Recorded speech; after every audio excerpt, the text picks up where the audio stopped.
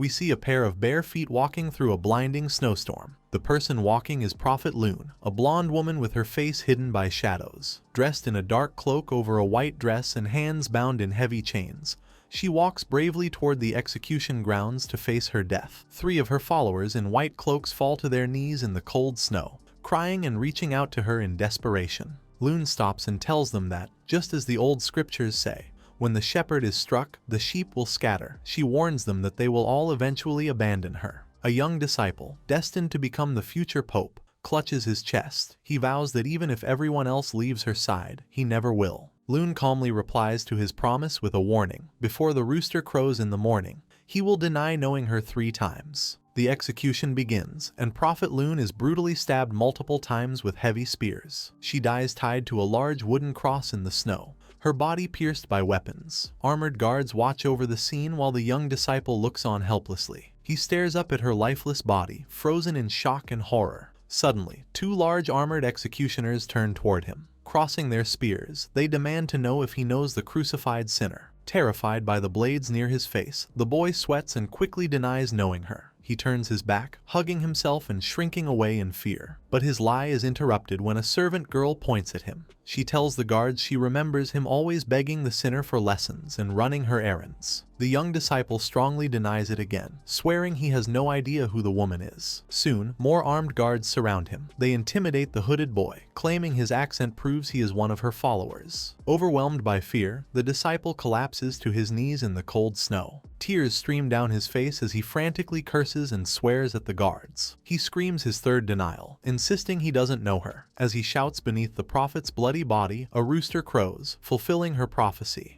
Back in the present, inside the ruined stadium, Dolores and Vikir, disguised as the Night Hound, stand before a massive, terrifying demon. This monster is the same demon that destroyed the Academy and caused the Colosseo tragedy in the original timeline. Its name is Amdusius, the 5th demon king of the 10 elite corpses. Known as an immortal disaster and the natural enemy of humanity, its name means worthless. Amdusius turns its glowing red eye toward Vikir, smelling the thick scent of demon blood on him. The beast points a clawed finger at Vikir. It asks if he is the Night Hound who killed its comrades, acting surprised to find him here. Glaring from behind his mask, Vikir realizes the sickening smell coming from Headmaster Winston was actually the scent of this demon. He remembers his past life and realizes that Amdusius was supposed to arrive 6 months later than this. However, Vikir knows he cannot waste time questioning the changes in the timeline now. His sword surges with red energy as he steps in front of Dolores to protect her. He prepares to attack, determined to stop the demon before it can use its full power. Focusing his glowing red eye, Vikir observes his enemy closely. He can clearly see the connection point between Headmaster Winston and Amdusius's souls, similar to what he saw with Camus and Serre before. Vikir charges forward, his sword glowing red as he unleashes the Baskerville family's 7th technique. As he rushes in, the demon thinks that its weaker, past self would have been easily killed by this attack, but the massive Amdusius pulls back its fist, its arm surging with blue energy. The fast counterattack takes Vikir completely by surprise. The demon punches, unleashing a thick beam of blue energy that blasts Vikir backward. Taking a heavy hit, Vikir coughs up blood, shocked by the force of the monster's strike. He crashes into a stone wall and slumps into the rubble. The demon approaches, stating that Vikir's strength is no longer enough. Grinning with sharp teeth, Amdusius taunts him, saying his power won't work against it now. Wanting to finish it, the demon leaps high into the air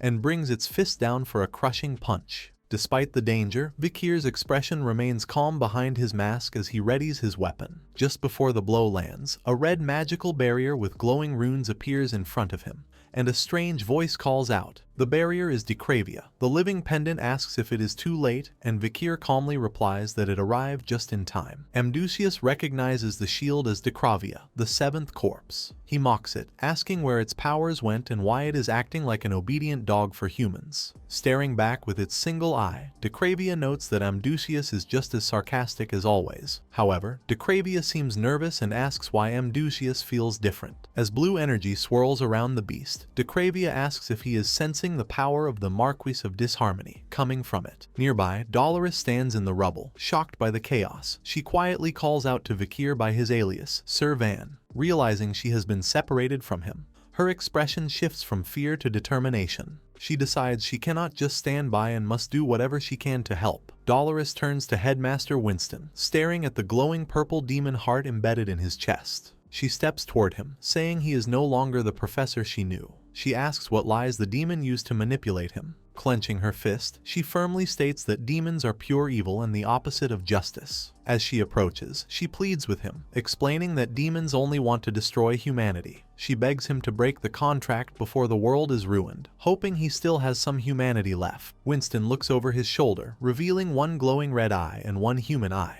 He responds coldly, saying his world became a wasteland long before he met the monster. As Amdusius looms behind him, Winston explains that the demon was the only one who understood his pain and guided him. Looking at her with mismatched eyes, Winston declares that the ideas of evil demons and good humans are meaningless to him. Gripping his chest in anger, he argues that the opposite of justice is not evil, but simply a different kind of justice. Staring with his glowing red eye, he declares that the justice he desires is the downfall of humanity. Addressing her as Dolores Lunquo Vadis, he reminds her of her dark family history. He says she is the descendant of the disciple who survived by denying God 3 times. Dolores stays silent as Winston asks why someone from her bloodline would protect humans, knowing how low they can sink. Despite his words, Dolores shouts back. She states that even in despair, humans have the power to believe they can choose the best path forward. Winston dismisses her, questioning the point of such blind faith. He points to the unconscious Professor Sadie. He asks if Dolores believes that the woman who ruined the academy and attacked him also chose the best path. Dolores falls silent, turning around as Winston continues his cruel test. Using dark magic, Winston lifts a battered man high into the air. The man is mutated, with blue crystals piercing his body. Winston asks her what she thinks of this criminal. Winston slams the man down into the stone floor, shattering the ground. Horrified, Dolores covers her mouth as Winston asks if she still believes this criminal can walk the right path. As the dust settles, the injured man struggles to his knees. He has brown hair, a goatee, and crystals covering his body. Looking at his face, Dolores stammers in disbelief, recognizing the monster as her own father. This is the end of the video. If you guys want to see the next part, then don't forget to subscribe and like the video.